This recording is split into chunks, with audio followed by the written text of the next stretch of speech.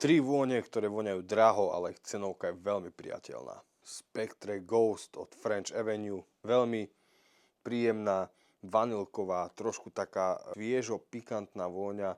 Je to klon na Nišane Annie a výborná výdrž, výborná projekcia. Cenovka je niekde okolo 50 eur. Ayat Ombre Black, toto je už klasika, veľmi populárna vôňa. Je to klon na Ombre Nomad a veľmi podarený. Vôňa extrémne luxusná, taká sebavedomá vôňa, dodá ti sebavedomie. Za mňa 10 z 10 a veľmi rád ju nosím. Cenovka je nejakých 45 eur. A ako posledné Prada Luna Rossa Black.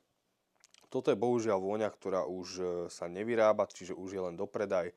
Ja bohužiaľ už tiež nemám. Nádherná, púdrová, mužná, elegantná vôňa. Cenovka síce je nejakých 80-70 eur, ale za mňa to voní oveľa drahšie a je to proste vôňa ku obleku, vôňa do ofisu, na rande.